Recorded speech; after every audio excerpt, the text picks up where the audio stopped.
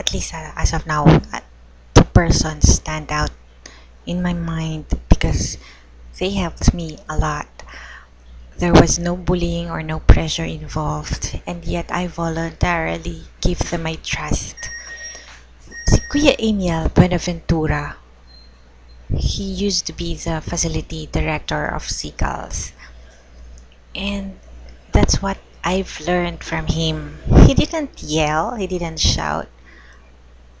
The simple gesture of talking to me. But even though hindi siya yung may-ari ng Seagulls, he was just a staff. I don't know if he played any bigger role in the administration, but he was there and he talked to me. But it was during his term when I held on to decision to confess the truth about my real marital status and about my real involvement with Attorney Fidel Arias. It was during his, it wasn't, I've already came clean at the time pa ni Kuya Ramil de Quiros. Si Kuya Ramil de Quiros, he used to be a staff there. Lahat kami were induced, to share our burdens. Diba? No matter how silly or how bizarre, we should share it. Diba?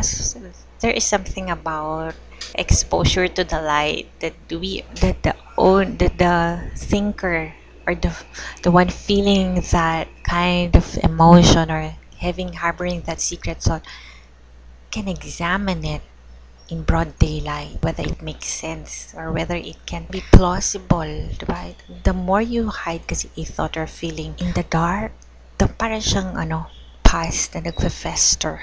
A lot can, ang sabi ko nga, resembling exponential jumping to conclusion. I was in the habit kasi of writing letters, talaga notes, sometimes irrespective of whether the one I'm writing to is a girl or a boy, married or single. Sa tingin ko talaga, sasabihin ko na ng diretso, may nagkiklaim sa akin because the most innocent of my gesture was really, they would come down hard on me. And that's how I learned na, baka nga naman na, on papers, technically, kumbaga hindi naman in real life, may nag-stake ng claim sa akin. May naghahabol.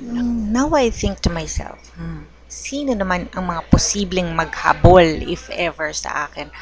In such a way that innocent friendships are already suspect.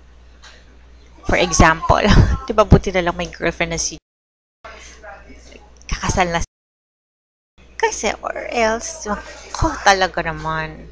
Posible kaya na yung mga isinulat ko, the previous actions that I did had correlation, had significance in this stake, in this claim, diba? Yung paghahabol sa akin.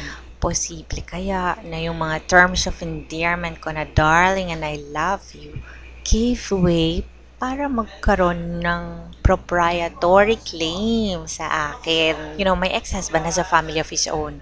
And if really indeed, for argument's sake, magkaroon ng close friendship or a deep relationship between me and a single guy, what's the fuss all about? Since meron, it means may problema. Doon ko na-getching na may naghahabol sa akin. Teka muna. And it's time to examine. Teka muna, bakit ako hinahabol? At bakit hindi inihahayag ang paghahabol, if ever? Bakit, parang pinadadaan dito, doon. Doon nagkaroon ng possibility na I am being given a cold shoulder treatment. Tapos, some of my friends steer away and became quiet. So, trinace ko ngayon, when was the time that they started acting weirdly, the silence, the cold treatment. It was during that time that I met this guy. So, yun na. So, by piecing together everything, their regards for me now make sense. And if they make sense, I can respond in a way that will not be insensitive to their feelings and will address the issue and concerns they have for me that they cannot verbalize, that they can only demonstrate through action. 'Di ba? And I'm glad that kahit papano luminaw.